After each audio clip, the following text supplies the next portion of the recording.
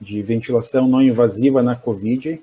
Então, meu nome é Fabrício Farias da Fontoura, sou doutor em pneumologia pela Universidade Federal do Rio Grande do Sul, diretor da Regional Rio Grande do Sul, da Sobrafir, e vamos ter o nosso primeiro evento, essa webinar de muito interesse, né, do público especializado que está dando essa assistência dos pacientes, né, lá na beira do leito no hospital. Então, sem muitas demoras, já que a ideia é fazer alguma coisa mais rápida, né? Então, primeiramente, apresentar os membros da Regional do Rio Grande do Sul, né, que eu sou o diretor, meu colega Leonardo Calegari é o coordenador científico, a doutora Verônica de Vargas é a tesoureira. Nós temos como membros suplentes também, já a gente sabe que os membros suplentes são suplentes só por nome, porque são exatamente muito atuantes, né, no processo nosso aqui de tanto de assistência quanto de geração de conhecimento, que é o Dr. Ney Stedley, né, de Caxias, e o Dr.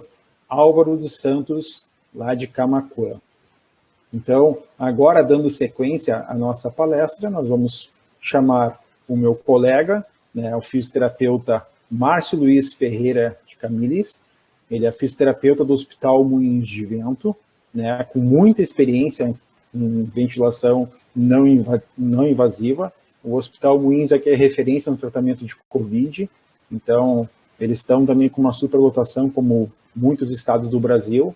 Então, a ideia de dar esse treinamento é ajudar os colegas qualificando um pouco os cuidados do uso, as indicações de sucesso e falha, e também a montagem do equipamento, que a gente sabe que não é tão simples quando tu não tem tudo o que precisa, e infelizmente a nossa realidade é essa, né? Não podemos esquecer também da indicação do racional da VNI, não vai ser muito abordado aqui, porque aqui é mais um suporte técnico, tá? Mas o racional sempre vem antes de qualquer coisa. Então, conhecer a clínica, conhecer a indicação, nem sempre as evidências estão do nosso lado nesse momento, né? As evidências vão se formando, mas o uso racional e coerente, né, do uso da ventilação não invasiva de forma adequada pode sim, a gente sabe que pode salvar muitos pacientes, tá?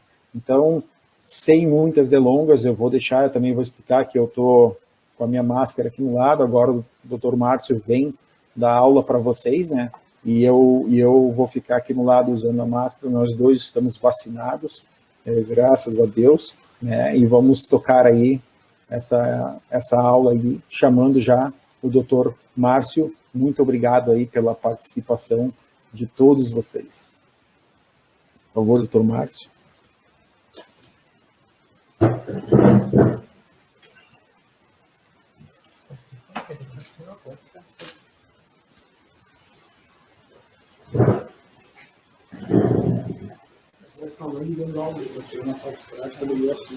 Você não enxergar aqui? Só para ver se a câmera também está. Baixar. É bonito, não fica, mas o meu tamanho, porque eu tenho uma certa diferença. Vamos tirar aqui então. O Fabrício vai manter a distância ali. Nós vamos começar falando um pouquinho então. Boa noite a todos. O Fabrício me apresentou já, né? Então é um prazer imenso poder estar falando hoje com todos vocês. Primeiro de tudo, agradecer, né, a Sobrafir, em nome do Fabrício aí, que me fez o convite pessoalmente, agradecer pela oportunidade. Então, acho que o objetivo hoje é justamente o que ele já antecipou ali, a gente poder estar ajudando um pouco nesse momento tão conturbado que a gente vem passando aí. Eu acho que em todos os hospitais do nosso país, isso vem acontecendo desde o hospital de pequeno porte até hospitais de grande porte, como esse nosso que a gente trabalha aqui. Então, é um crescimento imenso de leitos de UTI, e para a gente manter pessoas especialistas junto nesse tratamento desse doente ali na terapia intensiva, principalmente, ou emergência, a gente acaba não tendo esse suporte de 100% de especialistas. E então acho que essas questões aí que a Sobrafir, essas aulas, esses webinars e lives que a Sobrafir vem proporcionando para toda a nossa profissão aí, são de grande valia e a gente tem que estar parabenizando esse pessoal que está lutando aí há muito tempo pela nossa profissão. Então, vamos começar, vamos falar um pouquinho então sobre a ventilação mecânica não invasiva no doente com Covid-19. Então, a gente vai dar uma conversada aí sobre alguns aspectos, né, da parte teórica, e depois o objetivo principal também da apresentação é a gente estar mostrando um pouco para vocês da prática, né, a montagem, as peças, diferenciar, né, um respirador, quando a gente vai instalar a ventilação mecânica não invasiva em ramo duplo ou ramo único. Então, depois a gente vai chegar nesse momento. De antemão, vamos falar um pouquinho, então, sobre os cuidados, né? Que cuidados que a gente tem que ter para a instalação dessa ferramenta, né? Que muitas vezes parece uma ferramenta muito fácil de ser utilizada e eu acho que talvez aí a gente tenha um dos maiores problemas no tratamento desses doentes. Então, o primeiro a ser citado, né? Eu acho que é a questão que o primeiro item que surgiu lá na China, lá no ano passado, quando começaram os primeiros casos, e depois com uma força maior na Itália, né, nos primeiros relatos na literatura, que é a questão do aerossol, né? Então, o aerossol foi uma coisa que foi totalmente embasada e colocada na literatura para nós, né, que a ferramenta da ventilação mecânica não invasiva, ela acaba fazendo um grau de aerossol que não é pequeno, um grau de aerossol importante, né?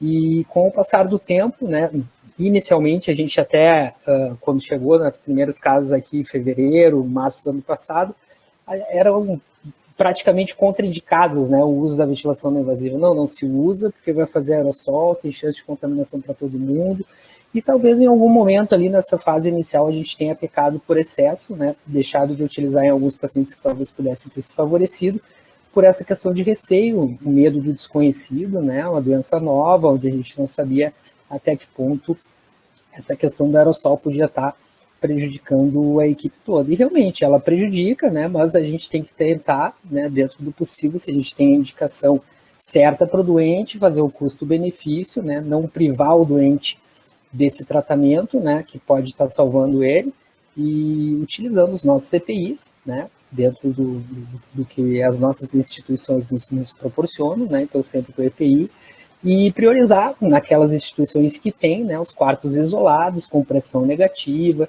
e sempre que possível, quando a gente tiver também os aparelhos com sistema de alça fechada, que nada mais é os aparelhos com sistema de ramo duplo, né, então os ventiladores invasivos ou algumas ventilações que a gente tem de ramo duplo, né, o sistema de alça fechada que a gente fala, onde a gente não vai ter um mecanismo de exalação, né, para o meio externo, tá? Isso, de certa forma, também não vai isentar totalmente, né, a questão do aerossol. É o que eu costumo brincar aqui, né? Eu, como um bom gremista, eu costumo brincar que tem duas coisas que é certo nesse mundo. Uma é que o Grêmio tem mundial, e a outra é que ventilação mecânica não invasiva vai ter escape. Então, por mais que tu vede, coloque a interface correta, isso falando da grande maioria das interfaces que a gente tem, né, falando nacionalmente, a gente sabe que o Helmet não é uma realidade dentro das instituições nacionais, então, sendo a orofacial ou a Total Face, por mais que a gente ajuste, vai ter um mínimo ali de vazão, a gente vai ter um pequeno grau de escape também, tá? E também uma ferramenta que a gente tem que ter muito cuidado e tentar alinhar dentro do possível e que vai nos facilitar muito no processo assistencial, do cuidado desse doente, que são os protocolos. Então, se a gente alinhar um protocolo assistencial, né, com as indicações, com contraindicações, com tempo de uso, né, para que perfil de doente eu vou utilizar, principalmente qual é a minha margem de tolerância que eu vou ter para a utilização dessa ferramenta. Então, eu construí fluxogramas, protocolos institucionais, embasados, né? Principalmente, de novo, a gente tem literatura nos protegendo, nos embasando, nós temos aí materiais diversos da Sobrafir também que estão nos auxiliando nesse processo, então a gente pode estar construindo os nossos protocolos institucionais baseados nesses materiais, tá? E sabendo também, nós falando como classe de fisioterapeutas aí dentro de um hospital, né, tentar trazer os outros profissionais também para discutirem esse protocolo junto conosco, né? Então é muito importante a gente estar dividindo, conversando aí com médicos, com enfermeiros, né? A gente está debatendo com eles o protocolo, não assumir totalmente, vamos construir, o protocolo é esse e pronto, né? Porque a gente sabe que essa forma acaba se criando algumas questões ali fora da questão de conhecimento técnico que acabam, às vezes, nos atrapalhando para que a gente consiga utilizar esse protocolo de uma forma segura. Então, traz a equipe médica junto com a gente, a equipe de enfermagem, para a gente debater, construir, discutir, né, e alinhar os melhores processos para que a gente consiga utilizar essa ferramenta no momento correto para o bem maior do paciente, que é o nosso objetivo principal.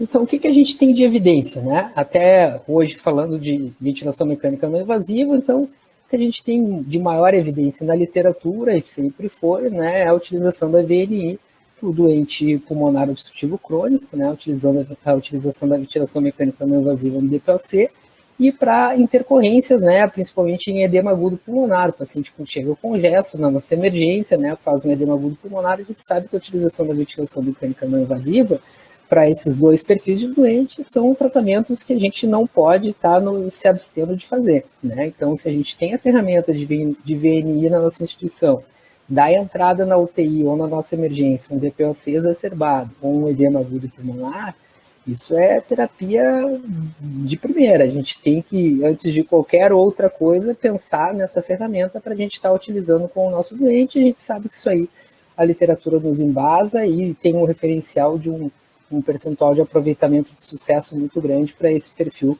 de paciente, né? Mas aí falando, né, das pneumonias virais, que é o caso do Covid-19, do SARS-CoV, né?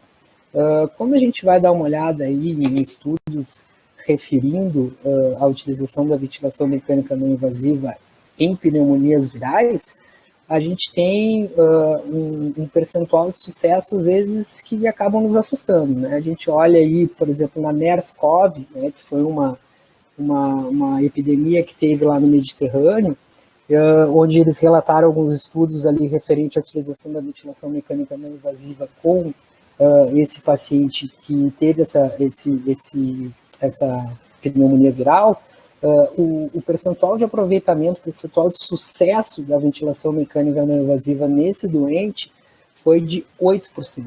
Então, 92% deles acabaram falhando, né, ou seja, foram intubados, foram para a ventilação invasiva, fazendo uso prévio da ventilação não invasiva, ou seja, não conseguiram escapar da intubação orotraqueal, fazendo uso da ventilação não invasiva. Aí a gente pensa, né, 8% é basicamente nada, né, muito pouco, mas aí eu puxo uma dúvida assim para nós, né, no atual momento que a gente está vivendo, né, com hospitais superlotados, sabendo que um doente, se ele for para ventilação invasiva, ele vai fazer uso de um leito de UTI por um tempo prolongadíssimo, né?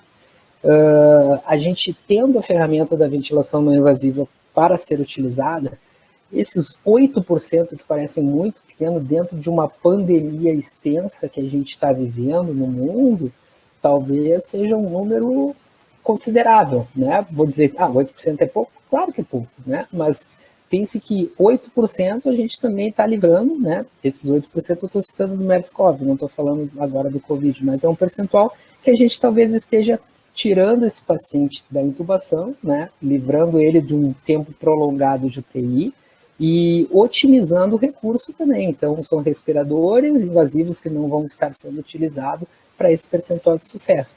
Mas também, muito cuidado, a gente tem que ter uma diferença aí no o que a gente vai estar ajudando, né, dentro desses 8% aí que a gente vai estar tendo sucesso, sabendo o tempo exato, a gente vai chegar ali depois, para que a gente não esteja prejudicando o nosso doente. Então, utilizar sim, quando tiver a indicação, né, podendo ter uma chance menor, né, de sucesso, mas podendo ter um sucesso, então eu vou utilizar, desde que eu não prolongue o meu tempo, né, não retarde o meu tempo, para que esse paciente seja intubado e não acabe prejudicando ele para isso. Então, outra ferramenta também, outra coisa que a gente tem como evidência é a disponibilidade de interfaces que possam gerar melhores resultados, né? Então, foi o que eu citei anteriormente, a questão do Helmet, né? Não é uma realidade que a gente tem nos nossos hospitais no Brasil, né? Infelizmente, e a literatura agora essa semana passada, saiu no JAMA ali, um estudo referindo à questão do sucesso, né, do percentual alto de sucesso da ventilação mecano-invasiva quando utilizada com o capacete, com o helmet. Então, infelizmente, não é uma realidade nossa, mas as interfaces também acabam sendo uma ferramenta importante nesse conjunto aí de coisas que possam ser otimizadas na ventilação não invasiva. Aqui é uma brincadeira, então, né, que eu fiz aqui com a menina lá do Big Brother, a Sara, né? Então, para mostrar para vocês que Sara é igual Sara. Então, ou seja, a Sara do HN1, a Sara do MERS-CoV, a Sara do SARS-CoV é Sara, né? Então, se a gente já sabe que o percentual de aproveitamento da ventilação não invasiva, o percentual de sucesso, né, na Sara é baixo, né? Por que a gente está querendo reinventar a roda, né? Então, a gente tem que ter esse cuidado também, olhar com outros olhos, cuidar bastante, porque um paciente com SARA do COVID é a mesma SARA de sempre, então o percentual de sucesso desse paciente tende a ser baixo, então a gente tem que ter um cuidado maior também. Critérios de indicação, né? Então esse aí é o cuidado que a gente vai ter quando chega o nosso doente, para eu analisar essas questões, para saber se eu vou estar indicando ou não. Isso é muito importante, porque muitas vezes a gente tem o acionamento médico, né? Preciso que seja avaliado para que verifique se esse paciente precisa utilizar ventilação não invasiva ou não. Então, hipoxemia mantida, né, com máscara não reinalante a 15 litros por minuto, né, que é a dose máxima que a gente consegue fornecer ali no sistema de baixo fluxo, geralmente dentro dos fluxômetros do hospital, né. Frequência respiratória acima de 24, então é um paciente que já está taquipneico, né, demonstrando certo grau de esforço ventilatório ali, que é o quarto item também, e esse esforço ventilatório pode ser demonstrado por prensa abdominal, uso de musculatura acessória, né? O terceiro item, saturação abaixo de 94, com o fluxo máximo da oxigenoterapia que eu tenho disponível. Então, se eu tenho um catéter nasal de alto fluxo para poder ser utilizado no meu hospital, e eu já estou utilizando ali 60 litros por minuto, FO2 de 100%, que é a dose máxima, e esse doente não conseguiu atingir uma saturação de 94, então pode ser que esse paciente tenha a indicação de utilizar uma outra ferramenta, sempre pensando no escalonamento, né? Isso a gente tem que ter como ideia, o escalonamento é muito importante, né? Oxigenoterapia de baixo fluxo, oxigenoterapia de alto fluxo e a ventilação mecânica não invasiva previamente ao desfecho pior, que a gente considera que é a intubação orotraqueal. E o paciente com acidose respiratória, esse doente também vai ter indicação para a utilização da ventilação não invasiva, né? Óbvio, sempre cuidando do grau de acidose, não vou pegar lá um doente lá com 7,05 de pH, né, onde ele já tem uma indicação de ser intubado direto, e eu sugeri uma ventilação não invasiva. Então, o grau de acidose também é importante que a gente está cuidando na questão da indicação. Verifiquei a indicação, né, vi ali as indicações estão ok, eu me indiquei, acho que a gente tem que fazer um trial ali, vamos colocar a ventilação não invasiva no meu doente, aí eu vou para os ajustes, né? Então, esse é um momento muito importante, né? É o que eu costumo dizer, às vezes a gente acha que a ventilação não invasiva é uma ferramenta muito fácil de ser instalada, né? Por quê? Porque é simplesmente apertar o botão, colocar as presilhas e juntar uma interface, né? E não é só isso, né? Não é só isso, é muito além disso a ventilação não invasiva, então os ajustes são muito importantes, né? Começando pelos modos ventilatórios, né? Então o modo a gente pode utilizar ou o CPAP ou o BIPAP, hoje a gente tem um amparo aí da literatura falando do maior favorecimento da utilização de pressão contínua, né, do CPAP, então esse CPAP tendo como ajuste aí pressões entre 5 a 10 centímetros de água, né, e a interface é muito importante, né, a interface que eu vou estar acoplando ao meu doente, a gente tem alguns relatos aí, às vezes, de questão do doente não tolerar muito a pressão contínua, né, às vezes quando ele está com uma insuficiência ventilatória muito acentuada, né, a literatura mostra ali também algumas questões referentes ao sucesso do CPAP, mas alguns estudos nos mostram a utilização do CPAP com o helmet, que é uma interface totalmente diferente do que a gente costuma ter no nosso dia a dia. Mas o CPAP é extremamente válido, a gente tem um percentual de sucesso aí bem importante também com a utilização desse modo ventilatório. E o BIPAP, né? O BIPAP basicamente na insuficiência ventilatória, se eu for utilizar esse modo, eu tenho que estar ajustando ali muito cuidado para a pressão de suporte, que é o delta de pressão, né? Entre a pressão INS e a pressão ES. Inicialmente a gente tende a começar com os valores ali em torno de 10 centímetros de água, né, que é uma pressão de suporte considerável dentro da ventilação não invasiva, para dar um suporte um pouco maior para esse doente que está com insuficiência ventilatória, e principalmente o ajuste da pressão INS, né, então a pressão inspiratória, que é o IPAP, eu vou ajustar né, para tentar manter um volume de ar corrente ali entre 7 e 9 ml por quilo predito, né? Então, muito cuidado nisso, às vezes a gente vai conversar com colegas e falar 6 ml por quilo predito, 6 ml por quilo predito. Não, isso aí é um ajuste que a gente faz para ventilação mecânica invasiva, então a gente considera um pouco, esse valor um pouco mais altinho aí para ventilação não invasiva, considerando a interface, espaço morto, tudo que as pressões vão ter que enfrentar. E o EPAP, né, que é a PIP, a pressão respiratória inicial, que a gente tem como recomendação utilizar entre 5 e 10 centímetros por água. A FiO2, então eu vou ajustar conforme a saturação periférica do meu paciente, tentando manter uma saturação entre 92% e 97%. Aí, ajustados os parâmetros em modo ventilatório, então eu venho para a questão da montagem dele, que depois logo a gente vai estar mostrando ele na prática, né? Então a gente tem as interfaces, né? E a questão que é muito importante, que é o ajuste dos filtros, né? Então a gente tem duas formas ali que a gente tem como recomendação da Sobrafil, né? Isso aqui mostrando a questão do ramo duplo. Só um pouquinho. Perfeito.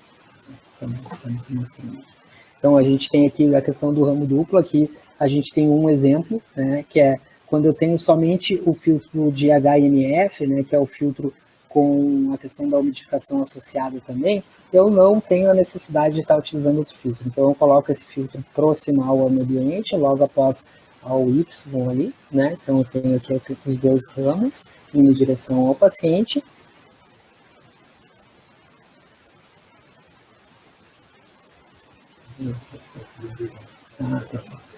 Então aqui vai junto ao doente, aqui fica o meu filtro conectado após o Y, bem proximal ao paciente. Tá? Aqui, se eu não tenho disponível dentro da minha instituição o filtro HNF, né, que é um filtro com umidificação, então aí sim eu vou ter que fazer a utilização de dois filtros, que eu vou utilizar então, deixa eu pegar aqui só, para marcar para vocês poderem ficar melhor. Então eu tenho aqui o filtro EPA, né, que é o filtro de barreira que eu vou colocar na saída expiratória do meu respirador, né, e o filtro HNE proximal ao paciente. Então, repetindo, né, se eu tenho HNF, eu não tenho necessidade dos filtros próximos ao aparelho, simplesmente esse aqui proximal, né, e se eu não tenho o HNF, eu vou trabalhar com os dois, que é o EPA proximal à saída expiratória, né, do ventilador, e o HNI proximal ao paciente. Critérios de sucesso, então, falando da análise de quando eu vou saber se eu tive sucesso ou não na terapia, então eu instalei, e aí vem um momento mais importante, talvez, né, eu saber objetivar e interpretar se o meu doente pode continuar utilizando a não invasiva ou se eu devo conversar com a equipe médica para estar indicando uma intubação orotraqueal junto com eles, né. Então, eu tenho que ter obrigatoriamente uma redução do trabalho respiratório dele, né, com, consequentemente, uma redução da frequência respiratória, uma melhora da oximetria, então a saturação dele tem que se manter acima pelo menos de 92%, né, uma melhora considerável em relação à prévia que ele estava. A questão do nível de consciência é muito importante a gente estar analisando. Os pacientes hipoxêmicos, quando chegam a um certo grau de hipoxemia, eles acabam tendo uma alteração do nível de consciência, então eu também devo estar analisando a questão através da escala de Glasgow, que é uma ferramenta que eu posso estar analisando o nível de consciência desse paciente. E aqui é uma sugestão que a gente tem, que essa análise ela deve ocorrer em torno de 30 minutos a no máximo 2 horas. Tá? Então, dentro desse período, a gente tem que bater o martelo, né, interpretar e definir com a equipe médica qual vai ser a definição de conduta após esse período do meu doente. Vou continuar com a não invasiva, vou tentar retirar, ele melhorou, e baixar para ele para um catéter nasal de alto fluxo, ou esse doente não melhorou e a gente tem que definir a intubação orotraqueal dele de uma vez. Assim como os critérios de sucesso, os critérios de falha são tão importantes quanto, né? Então, consequentemente, ali, o doente que não melhorou, ele vai ter uma frequência respiratória que vai se manter igual ou piorar a prévia dele, né? Volume de ar corrente também é muito associado à questão de insucesso, então esse doente que apresenta um VAC acima de 9, 10 ml por quilo demonstra um esforço ventilatório maior, isso aí está demonstrando que o doente provavelmente não vai tolerar a terapia, né? Quando eu não consigo atingir uma oximetria adequada, e aí eu vou elevando a PIP, né, subindo o EPAP, e aí eu só consigo manter uma oximetria adequada com EPAP acima de 12, então isso aí talvez seja um sinal de que eu esteja necessitando de ventilação mecânica invasiva. Assim como a pressão de suporte acima de 10 centímetros de água também. Então, quando eu tenho uma pressão de suporte muito elevada, isso quer dizer que o meu doente está necessitando de muito suporte da ventilação mecânica, talvez isso seja uma questão de indicação para ventilação orotraqueal. E a gente se apoiar também em questões de escalas e scores que tem na literatura que nos facilitam muito o processo, né? Uma delas é a ACUR, né? Então a gente tem aqui ilustrando para vocês, que é um score onde, de fácil utilização, onde a gente vai estar se guiando por questões que a gente pode verificar ali à beira-leito e com a gasometria do paciente, né? Onde eu tenho a pontuação a partir de 5, né? De 5 para cima, eu tenho a indicação, né? Ou indicação não, eu tenho uma interpretação de que esse meu paciente tem uma chance de falha considerável, né? Ou seja, já teria uma indicação de uma intubação orotraqueal, eu posso estar conversando isso juntamente com a equipe médica para estar indicando. E aqui é um outro estudo também que mostra um outro score que eles utilizam, inclusive eu botei em um dos slides ali, tem até um aplicativo, uma calculadora pronta, então eles fizeram uma análise aí de doentes que utilizaram a ventilação mecânica não invasiva com Covid-19, e eles pegaram os principais itens que foram relacionados, né, ao sucesso e insucesso da terapia, né, e dentro desses itens aí eles pegaram então a idade, né, idades, nível de consciência pela escala de Coma de Glasgow, né, frequência respiratória, frequência cardíaca, temos aqui o uso de vasopressor, também foi indicativo, né. Então, temos aqui sintomas, dias de sintomas com a entrada desse doente, número de comorbidades. Então, eles pegaram todos esses itens aqui e transformaram numa calculadora. Então, a gente tem aqui, ó, esse aqui é o link, até depois, se alguém quiser copiar, acho que é bem importante. Então, a gente tem a beira-leito, acho que é muito válido, a gente faz o cálculo através desse link, que ele já puxa a calculadora, você calcula, coloca ali frequência respiratória, número de comorbidades, se está usando vasopressor ou não, e ele já lhe dá como resultado um percentual de risco de falha. Então, ele já diz, doente tem risco de falha de 90%. Então, a gente já recebe esse alarme aí para poder estar ficando com o olho mais apurado em cima desse paciente também. Certo?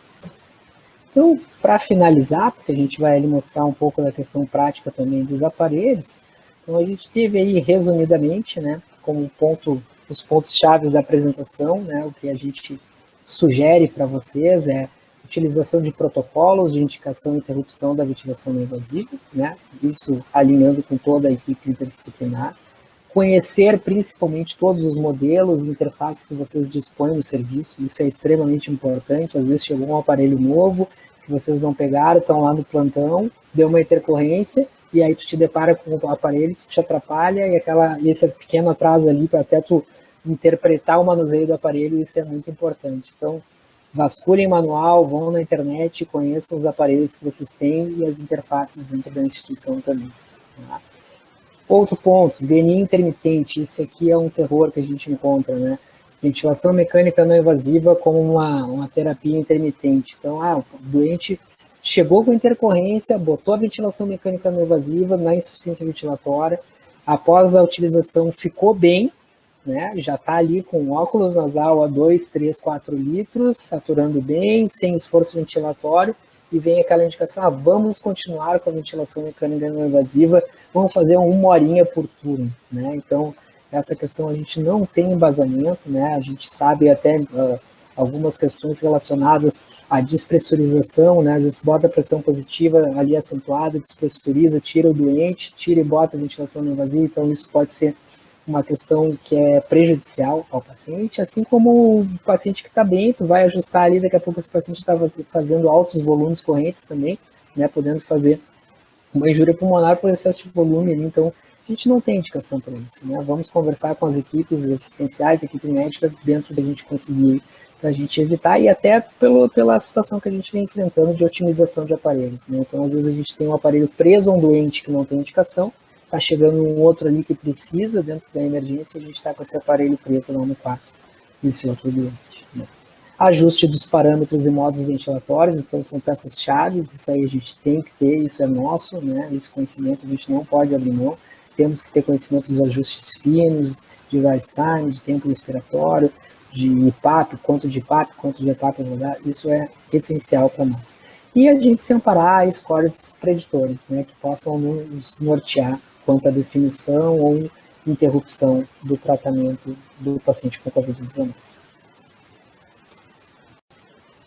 É isso, a apresentação. Nós vamos para a parte prática agora, vamos mostrar ali para vocês um pouco dos 2 respiradores que eu trouxe, um de ramo único, outro de ramo duplo, para a gente mostrar a montagem um pouquinho, e depois acho que tem um tempinho para perguntas depois, né? Então vamos aí.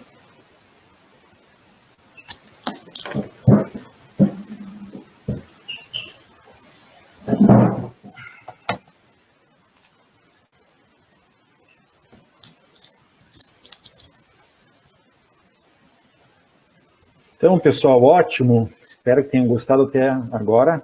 Toda essa revisão, tá, está dentro dos pareceres, tá, e dentro das recomendações lá no site da Sobrafir. Então, vocês têm acesso, né? Acessem o site da Sobrafir, assim como o Instagram, e baixem as recomendações, tá, que estão sofrendo constantes atualizações ao longo das publicações e das práticas clínicas e das novas evidências.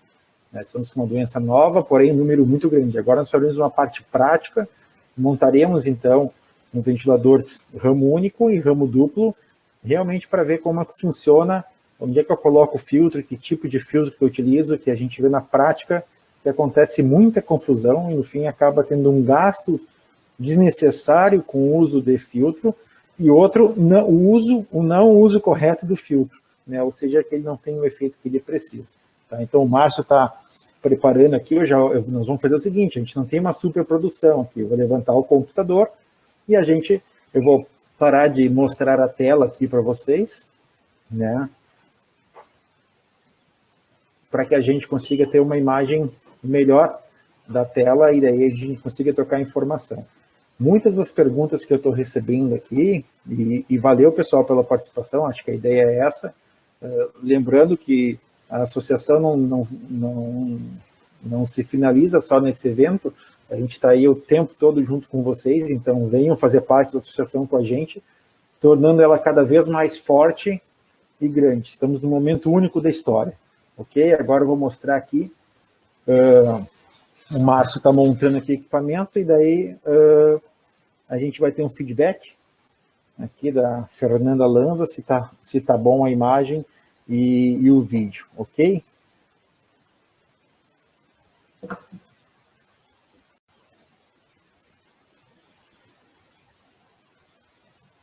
Boa noite, então. Eu vou mostrar aqui esse respirador, que é um respirador com ramo duplo, né? Então a gente já configura aqui, traqueia de ramo duplo, né? Então a gente tem as duas conexões. Então ele já está ligado, tem aqui o Y de conexão,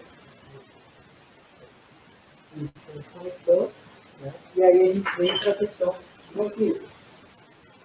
Então aqui no caso eu tenho um filtro HMF, né? Que é o filtro que trabalha tanto com barreira como com a umidificação.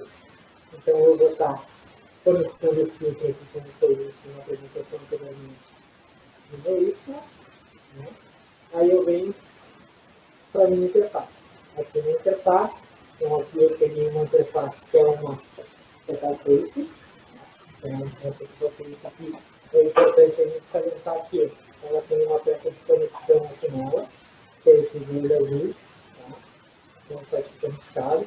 Ela pode vir em alguns momentos também com uma peça laranja. Então o que diferencia?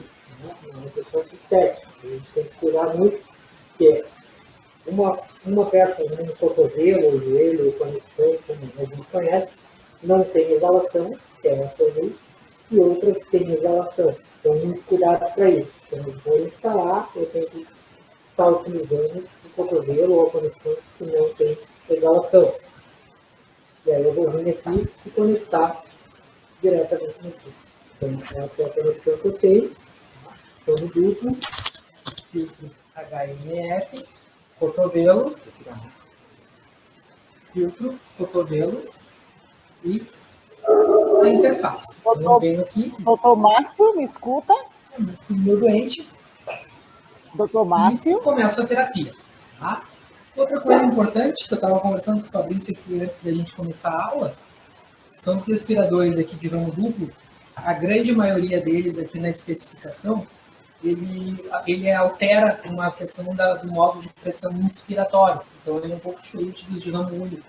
Né? Os de ramo único, alguns bem identificados, a grande maioria deles com IPAP, que é a pressão inspiratória, e EPAP, que é a pressão expiratória.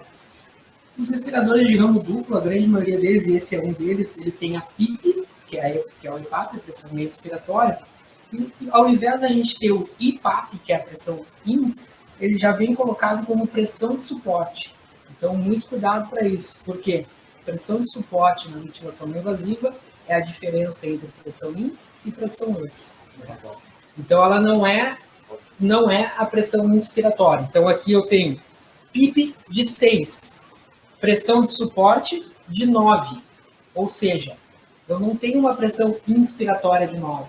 Né? A minha pressão inspiratória nesse momento aqui é de 15, né? 6 mais 9, que dá o 15, que é a pressão inspiratória. Então, esse cuidado a gente tem que ter, porque eu posso estar achando que eu estou colocando um IPAP, e na verdade eu estou botando uma pressão de suporte, e isso vai variar a pressão e vai levar mais pressão para dentro do meu paciente. Tá? Então, é um cuidado que a gente tem que ter. Quanto à montagem, basicamente é isso aqui, tá? No ramo duplo. Então, HMF, cuidado para não ser uma válvula exalatória aqui, né? O meu cotovelo conexão não ter exalação para o meu externo, e a interface, tá? Aqui eu peguei uma outra interface também, que você está alterando. Essa interface aqui também é uma interface oro-nasal. Claro, da mesma forma, o cotovelo azul também não tem exalação. Então, é o sistema de alça fechada que a gente conhece sem exalação. Certo? Vamos para o ramo único, então? Vou ligar aí no estado de pressão de suporte. Pode ser. Vamos ligar aqui. Vamos iniciar aqui a ventilação.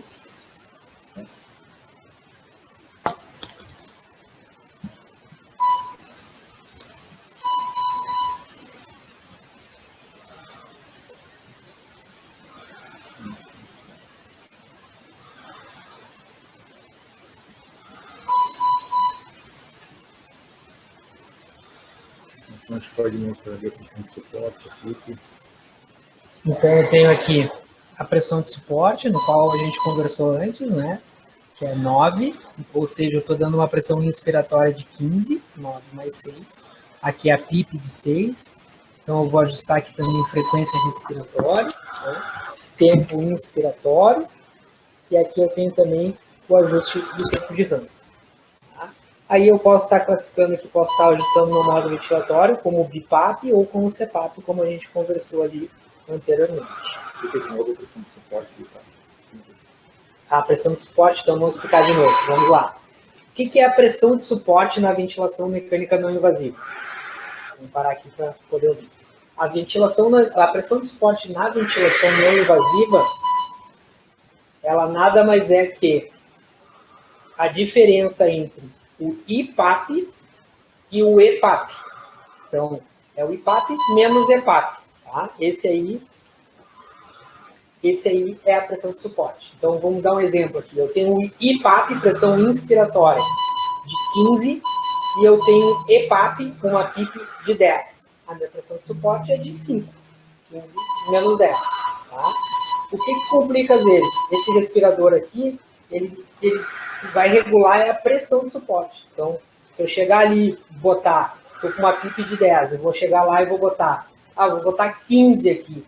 Porque eu quero botar um IPAP de 15, só que está botando a pressão de suporte de 15. Ou seja, está botando, na verdade, um IPAP de 25 para esse paciente, né? Que é a PIP mais o IPAP. Tá? Então, é a gente saber, né, o conceito de pressão de suporte. pressão de suporte na ventilação não invasiva, IPAP menos EPAP. Tempos respiratórios maiores ou menores? Oi? Tempos respiratórios maiores ou menores? Na insuficiência, doente com insuficiência ventilatória, então, quando o paciente chega para nós ali, na emergência, né? Chegou na emergência, com insuficiência ventilatória, vamos tentar simular aqui como é que ele está. Padrão ventilatório curto. Como é que está o tempo inspiratório desse doente, né? O tempo inspiratório curto também, tá? Inicialmente, a gente tenta ajustar para uma melhor sincronia dele. Tá? Então, eu tento jogar um tempo inspiratório similar ao que ele está fazendo, para tentar deixar mais confortável, ao mesmo tempo ajustando o IPAP, a pressão inspiratória, para que eu possa dar uma pressão de suporte adequada para ele nesse momento de insuficiência ventilatória, para que ele consiga se manter confortável e superar esse primeiro momento, esses primeiros minutos, que é o trabalho que a gente vai fazer para ele tentar vencer a insuficiência ventilatória. Pode seguir agora. Vamos para o ramo único, então? Então, o ramo único aqui eu vou só separar, na verdade, uma traqueia.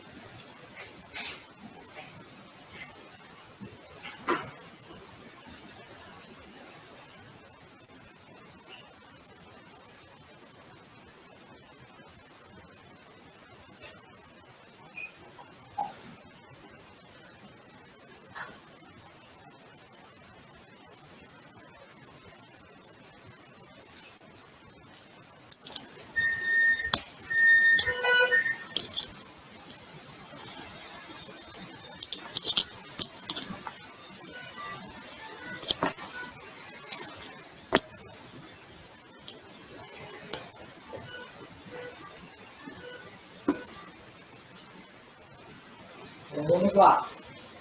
Agora, falando do ramo único, então a gente tem um respirador aqui com ramo único, né? Diferente do ramo único que a gente viu, que até então, há pouco tempo, era totalmente, não se pensava na utilização, né? Meu Deus, vamos usar ramo único no paciente com Covid-19, é inaceitável, não vamos utilizar, né? Então, veio ali algumas sugestões, e a Sofia mais uma vez também, os documentos acabaram mesmo vazando, e referencial para nos proteger, né?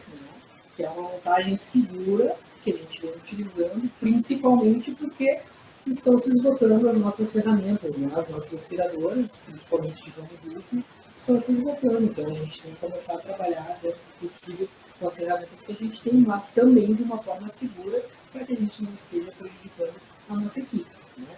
Então, a montagem que a gente tem, basicamente, a gente tem um ramo único aqui, a traqueia, e aqui é o importante, então. Vamos montar aqui para vocês poderem perceber.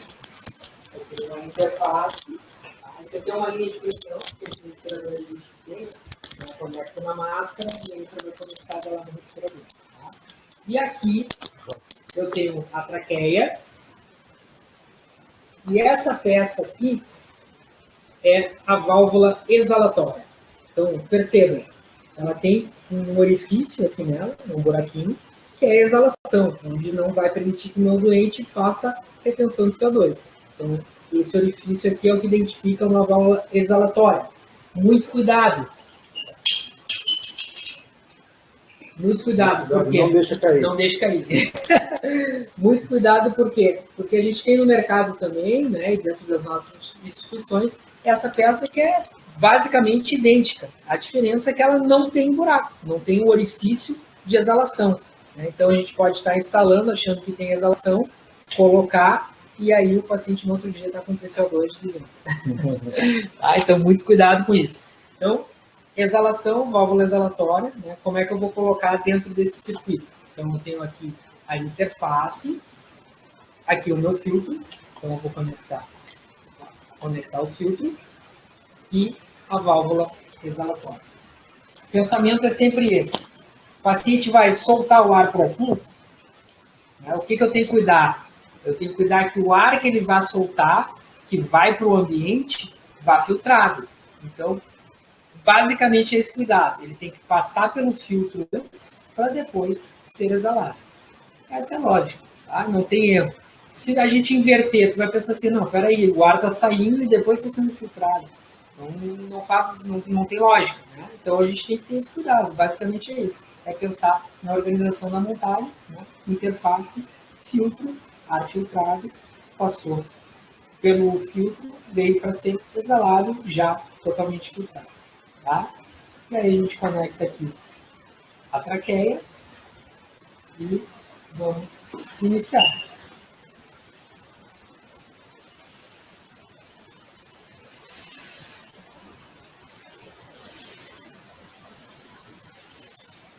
Aí.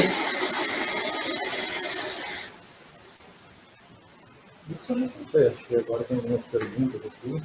Se o paciente tiver com uma frequência respiratória de 32, o uso de um estrutura acessória moderado, seria o caso de voltar para a VNI novamente? Isso ele já em outra terapia, isso? Vamos dar um exemplo, então, vamos supor, ele estava fazendo uso de VNI, foi para o catéter nasal de alto fluxo, ou foi para óculos nasal, e começou com essa questão de novo de aumento de frequência, sim, a gente tenta novamente, tá? O trial, vamos supor, aliás, de 30 minutos a 2 horas, teve sucesso. Aí foi para uma oxigenoterapia, seja de alto fluxo ou baixo fluxo. Depois de um período, esse paciente, um período que a gente, não é 10 minutos, sabe? Ficou 10 minutos, ficou muito ruim, né? Mas a gente, sim, considera de voltar esse doente para ventilação não invasiva, ver se ele melhora, né? Se ele melhorou, ok, a gente mantém aí a utilização da terapia até ele ter o ajuste novamente de frequência respiratória e esforço ventilatório. Aí vai cuidando isso. Muito cuidado, a gente não pode daqui a pouco ficar 3 dias com o cara pendurado ali, ele só fica na ventilação não invasiva, tu tira ele fica mal, não, então tem um porém aí, né? Então, se prolongar por muito tempo essa necessidade, né, do doente de ficar na ventilação não invasiva, ele não tolera outra coisa a não ser a ventilação não invasiva, aí a gente tem que cuidar disso e talvez estar conversando com a equipe médica. Lembrando, não invasiva é um método de resgate, ela não é um método de suporte de vida. Então, a gente não pode manter um doente na ventilação não invasiva aí por 7, 8, 9 dias como se fosse um paciente entubado. Se necessariamente precisa usar esse joelho na máscara ou diretamente o fio. Se tiver conexão em outro tipo de máscara. Não precisa, depende, até melhor, o Fabrício falou, diminui o espaço morto, vai depender da interface que tu tem disponível, tá?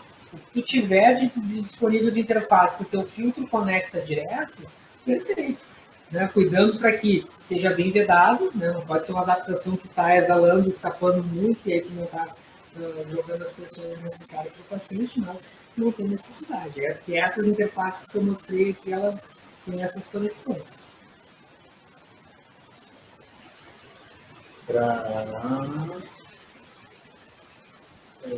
Se faliu dentro de 2 horas do trial, logo em seguida já seria intubado? Sim.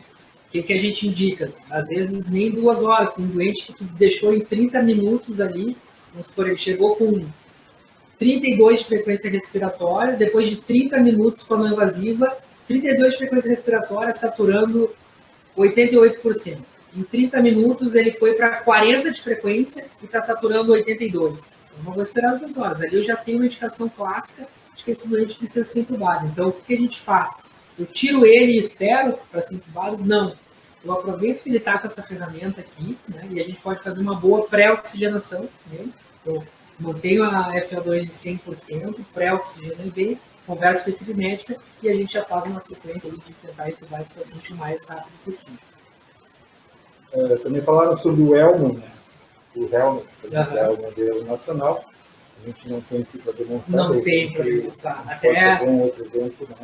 Até gostaria, eu particularmente já usei, que a gente conseguiu num evento, um colega nosso trouxe lá da Itália e a gente usou, né? Mas isso antes da pandemia.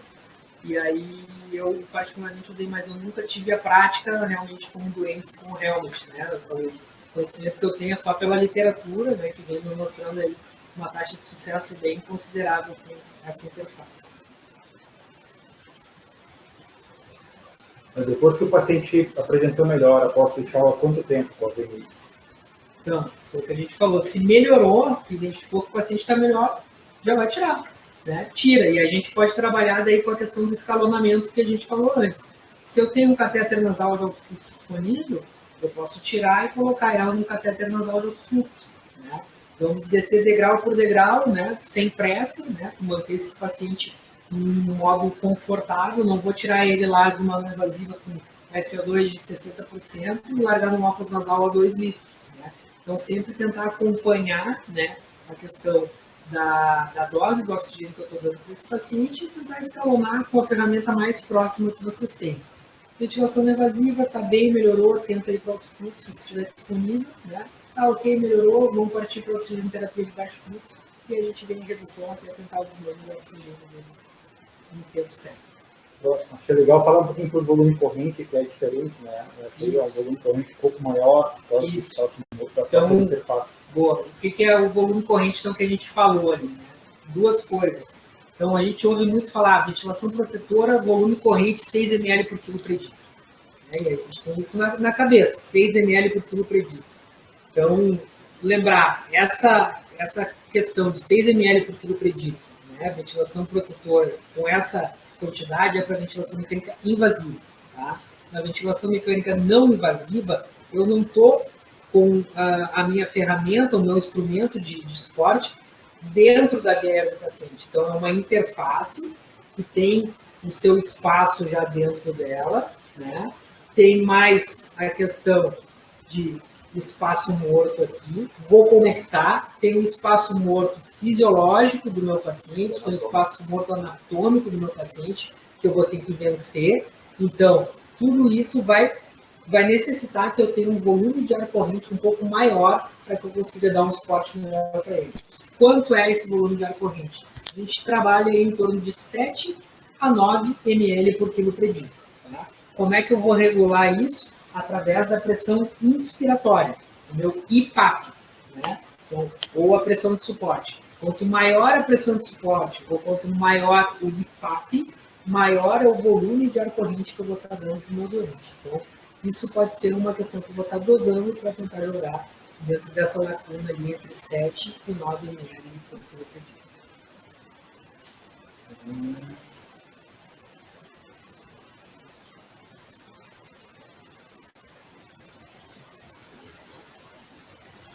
Prolongar o uso demais da VNI aumenta o risco de mortalidade?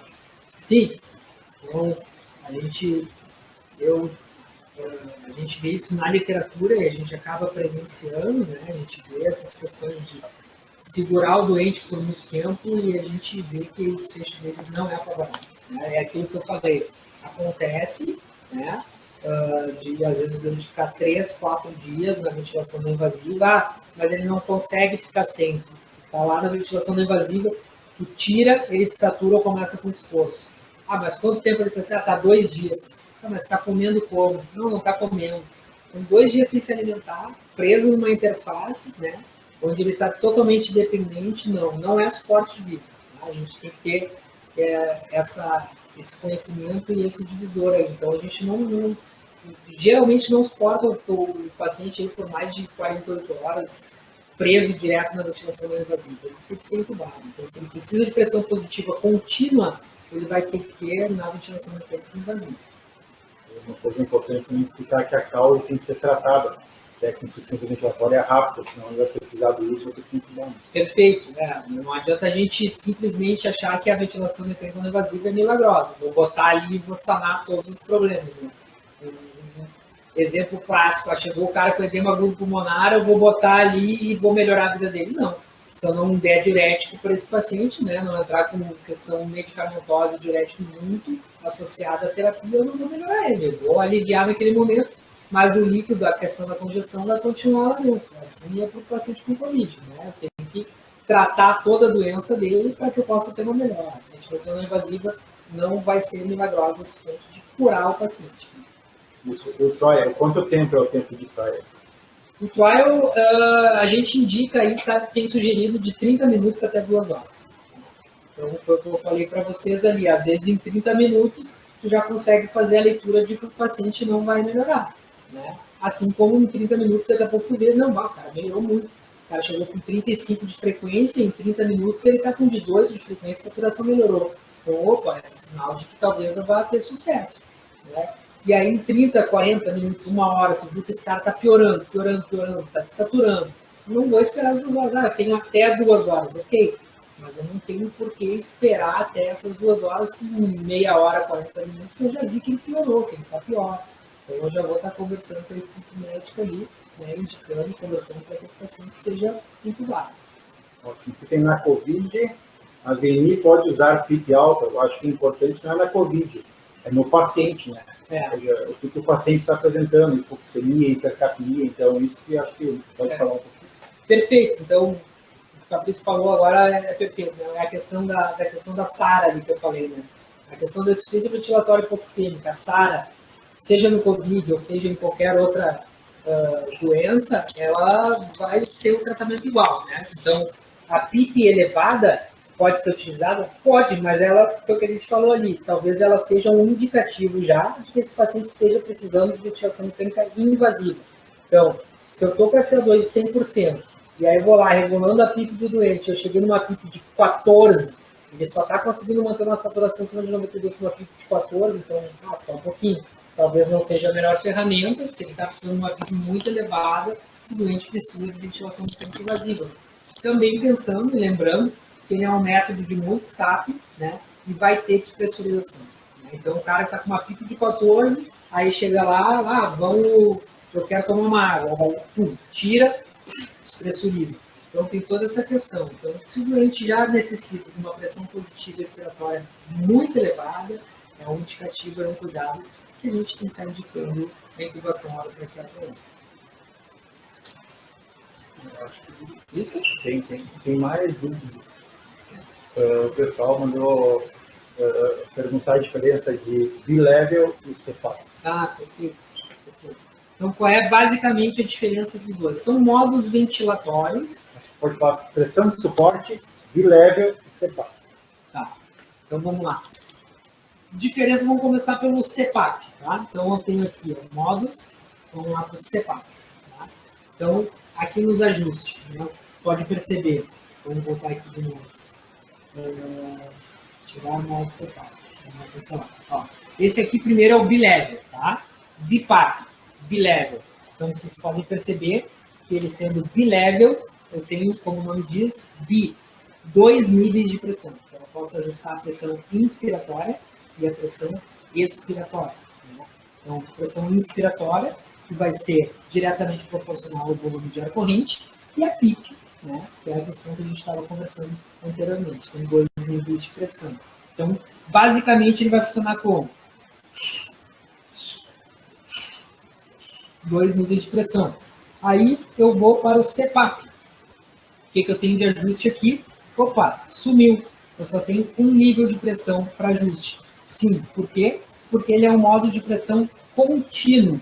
Né? Ou seja, se eu determinar 8 centímetros de água, ele vai ficar continuamente mandando uma pressão de 8 centímetros de água. Então, o paciente vai inspirar e expirar dentro da interface e vai continuar aquela pressão intraviária dele. Fica... É a sensação, né, como se fosse andar de carro e botar a cabeça para fora da janela. Então, fica aquele vento contínuo com a pressão que tu vai pré-determinar ali, né, de 8 centímetros aqui, que está no caso. Então, depende muito do esforço. Perfeito. Então, conforme o esforço, então por isso que a gente coloca ali, se o paciente estiver fazendo VAC muito elevado, é sinal de que ele está com um esforço ventilatório muito grande.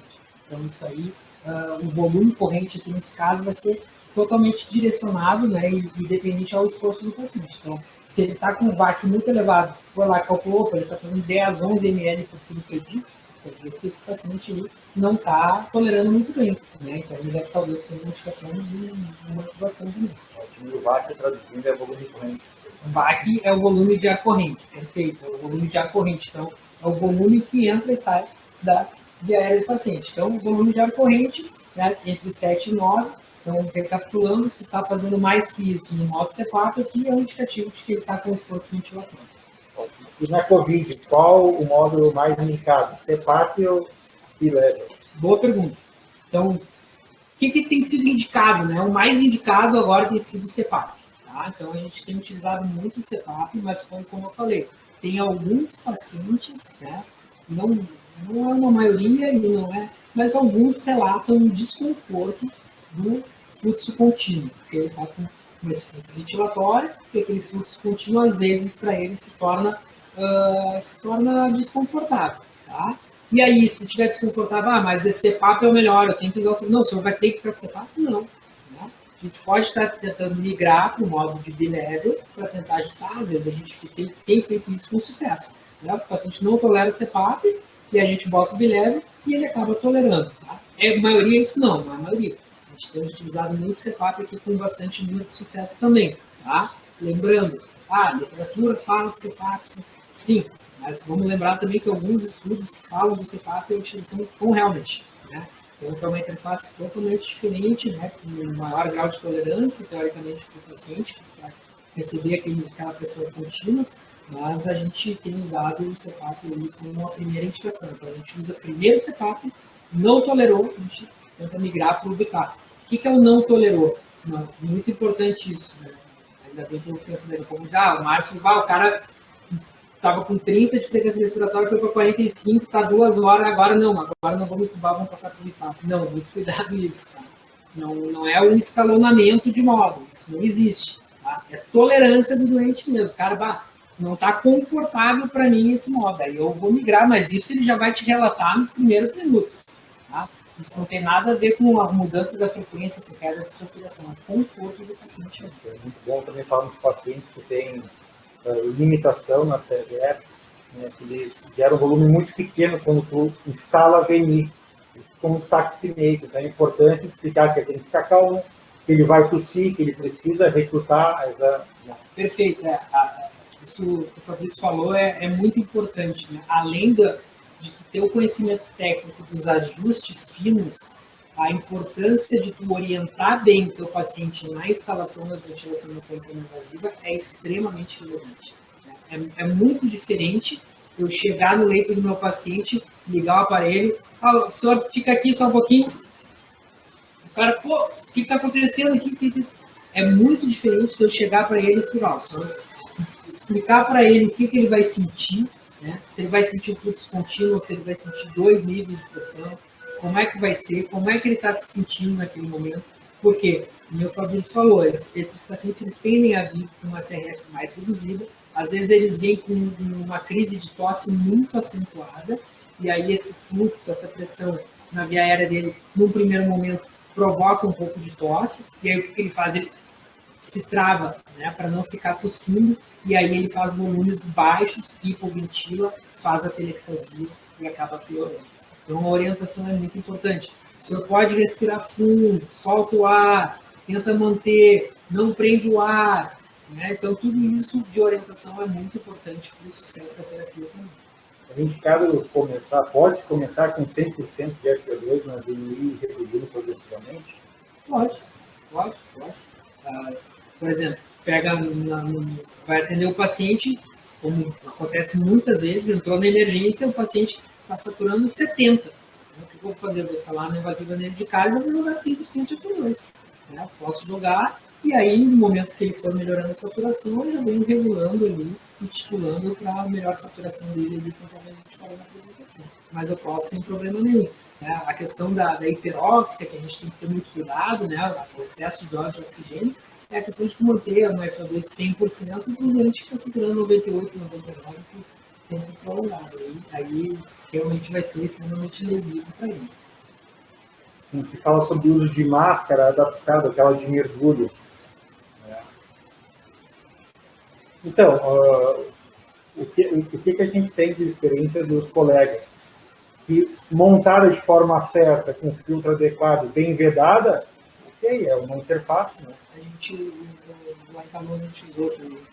A gente, como você falou, é uma máscara, né, que não foi feita para isso, né, mas que acopla todas as ferramentas que a gente precisa e bem ajustada, bem vedada, ela vai dar a pressão que a gente determina ali para o paciente. Então, não tem, infelizmente, a gente está vivendo um momento que é quase como uma guerra. Então, tu tem que lutar com as armas que tu tem. Né? Se tu tem isso dentro da tua instituição, vai utilizar tranquilamente. Vou fazer mal ao paciente? Não, não vai fazer mal. A ferramenta vai estar usando, vai fazer a terapia de qualquer forma. Talvez você vai ter que ter um pouco mais de cuidado no ajuste, porque normalmente eu faço feito para tudo.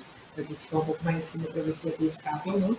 Mas é uma ferramenta totalmente utilizada. Ótimo. Aqui também pergunta, para regular o VAC, eu preciso ajustar o IPAP se o paciente está fazendo um volume alto, eu tento diminuir o IPAP? Ele pode fazer um volume alto por esforço dele, né? Ou por a pressão está alta, tem as duas opções. Perfeito. Por isso é importante a tua análise técnica naquele momento, né? Então, como é que tu vai interpretar se aquele volume corrente alto está sendo por esforço do doente ou por mau ajuste ali do IPAP? Olhando para o paciente. Então, tu vai olhar para ele, o paciente está tranquilo, com a interface aqui. Tá olhando para ti, o senhor está bem? Aí tu olha lá e está fazendo um VAC de 11, 12 ml por tudo perdido. Tu olhou lá, o IPAP está 14. Ele está bem, está sem falta de ar, frequência respiratória de 25, de 22, 21, 20. Então, pode ali ajustar o melhor IPAP para o melhor volume corrente dele. Agora tu chegou, o cara está prensa abdominal, usando musculatura acessória.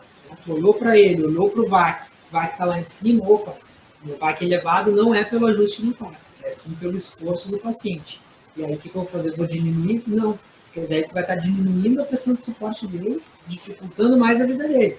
Né? Então, aí tu vai ter que fazer uma análise, ou vou tentar ajustar um pouco mais o IPAP para deixar a pressão de suporte para deixar um pouco mais confortável para ele, ou chegou naquele momento de tudo que já não é a ferramenta ideal para a insuficiência ventilatória dele naquele momento. O score RACOR, para explicar um pouquinho. O RACOR, como é que ele funciona? Né? Ele é um score que a gente consegue analisar alguns dados, né? A beira-leito, né? Acho que o único dado ali que não é a beira-leito é a gasometria, né? Para despegar que a gente tem que ter a análise ali pelo laboratório, o prontuário do paciente, né? Então, cada item tem ali gasometria, nível de consciência, frequência respiratória, saturação. Cada item ao seu lado tem uma pontuação, né? Então, a gente tem que pensar que quanto maior o valor, é pior para o doente, né? E qual é o ponto de corte? O ponto de corte nesse score é 5. Né? Então, acima de 5, o score me indica que esse paciente tem grande chance de falha. Principalmente se for hipercápnico por DPLC. Principalmente se for hipercápnico por DPLC. Uma coisa importante dela é ver porque o Glasgow é a maior pontuação. Ou seja, na prática clínica, a gente vê se o cara não melhorou o nível de consciência. Perfeito. No score aí, tu analisa o Glasgow. Se o paciente tem Glasgow, se eu não me engano, 9, ele já pontuou acima de 5. Então, ele pode ter todas as pontuações 0. Agora, se tem um Glasgow 9, ele já está pontuando 5 ou 6, não lembro de cabeça o score, mas ele já tem uma indicação muito grande de falha, um preditor muito grande de falha na invasiva, né? Então, corrobora o que a gente sempre fala, né? Nível de consciência baixo e ventilação não invasiva não combinam muito. Aqui também perguntaram sobre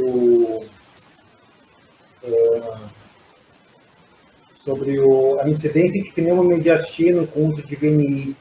Se sim, quais as pressões? Isso aí, o pneumomediastino tem dado até em ventilação espontânea, vocês isso aí é uma questão que foi muito, a gente ouve bastante, né? Pneumomediastino está sendo causado por mau uso dos respiradores e das pressões. Não, né?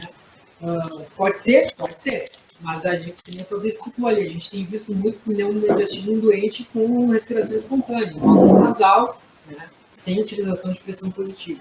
Então, a gente tem percebido que pode ser um comportamento muito mais da própria doença do Covid, né, para esse paciente, do que propriamente por uma má utilização, né, um excesso de pressão causado por ventilação não invasiva ou invasiva.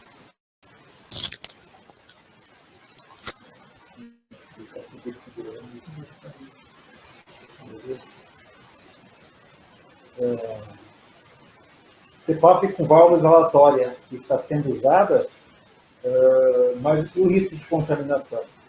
Perfeito, ótimo. Então, CPAP está sendo usado? Está sendo usado. risco de contaminação vai ter se eu não colocar a ordem correta, né, de proteção do filtro. Ou seja, vamos separar aqui, filtro, válvula. Então, interface. Então, como é que é a ordem? Eu vou colocar o filtro, colocar a válvula e colocar a traqueia. Porque, lembrando, o paciente está exalando aqui, o ar é filtrado e somente depois ele vai ser exalado. Então, quando ele é exalado, ele já sai totalmente filtrado, né? Já passou pelo filtro, então é exalação sem risco de contaminação. Dessa forma, a gente tem utilizado.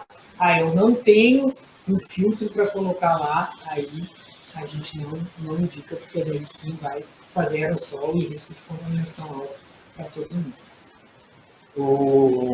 O CPAP, o IPAP pode ser ajustado para abaixo de 7 centímetros de água para pacientes que geram VAC acima de 9 ml por quilograma? Desculpa, não... O IPAP pode ser ajustado abaixo de 7 centímetros de água em pacientes que geram VAC acima de 9 ml? Pode. O que a gente tem que ter em mente? Né? Quanto menor o IPAP, né? Quanto mais próximo o meu IPAP do EPAP, menor é a pressão de suporte que eu estou dando no meu paciente. Né? Eu não posso pensar somente no ajuste do IPAP, somente para ajustar o volume de ar corrente do meu paciente. Eu tenho que pensar que se eu reduzir, eu também estou reduzindo o suporte que eu estou dando para ele. Então não adianta eu acertar ali inicialmente o volume de ar corrente, né, se eu não tiver uma pressão de suporte dele e ele começar a ficar com uma frequência respiratória mais centrada ou como se fosse maior. Será que ele precisa de CPAP com essa pressão para gerar esse VAC ganho? Perfeito. É essa questão do... Acho que... Posso associar a VNI com a posição prona? Pode. Essa é uma ferramenta que vem sendo utilizada também, tá? Posição prona, para catéter nasal de alto fluxo, para ventilação mecânica não invasiva. A gente vem associando também, né? Vem tendo alguns resultados aí, o paciente apronado, né? O que exige, né? Um cuidado, né? A gente tem que ter aí, que é a autoprona, né? Na maioria das vezes o paciente é uma prona assistida, na verdade, né? O doente ele consegue se lateralizar, a gente auxilia, mas tem que ter aí uma sincronia também, né? Da equipe com cuidados de catéteres, né? Acessos, e também a questão da interface, uma melhor colocação, principalmente para o posicionamento da cabeça, para que não tenha uma lesão facial também para o paciente e não tenha uma zona de escape muito grande também na interface. Isso aí. Acho que é isso aí. Então, pessoal, nós vamos ter mais um evento, tá, que vai ser do Departamento de Fisioterapia Respiratória da Sobrafir, possivelmente semana que vem, tá? E aí vai abordar também o uso da VNI, né, dos pacientes no hospital e pacientes domiciliares, né? Porque o que a gente tem visto, a recomendação não é se tratar o paciente com VNI em caso o paciente tem indicações de internação, principalmente nas condições de hipoxemia, pode ser grave. Porque se ele falha no trial, está na casa do paciente. Não tem recurso avançado. Então, isso é bem perigoso. Né? Agora, a gente está num sistema que às vezes não tem estruturas, emergências fechadas, e alguns testes podem ser feitos. Não é indicação é para emergência, onde tem um recurso avançado, caso esse paciente falhe, senão ele pode ter uma parada, né, em casa usando a VNI. Então, outra coisa, quando você coloca a VNI do paciente, exige que monitorização constante, né? E essa monitorização constante, quando você deixa na casa do paciente e vai para sua casa, já fica difícil de ter. Então, quem vai ficar responsável por isso? Então, esses assuntos vão ser abordados numa live, acho que provavelmente semana que vem, fiquem de olho aí no Instagram da Sobrafir, né? Acho que nosso colega, o Maldaner e o Daniel França vão abordar esse assunto, né? O Dr. Francimar, que é o diretor do Departamento de Fisioterapia Respiratória, propôs essa temática, que é realmente muito importante, e a gente está vendo essa realidade em todo o Brasil. Tá? Então, desde já agradeço a participação de todos, eu acho que a nossa intenção é ajudar os colegas que estão na linha de frente e não tem muita intimidade com os equipamentos, por isso o nosso esforço de tentar trazer uma sala com os recursos para que vocês possam ver, pelo menos, né? A gente está à disposição para troca de experiência, acho que é sempre bom para a profissão. Queria agradecer muito a participação de todos e convidar todos a fazer parte da Asobrafir. Acho que todos que estão assistindo a live têm interesse nessa área, né? Então, até no uso pós-Covid, né? A VNI é indicada, será? Tem indicação? Não tem? Então, isso aí tudo vai ser comentado nos eventos posteriores, né? Acho que finalizo aqui, muito obrigado a todos, espero que tenham gostado, curtido, comentem nas redes sociais da Sobrafir e vamos fazer essa informação chegar para mais gente, tá? Em breve essa webinar vai estar disponível também, né, para vocês consultarem posterior.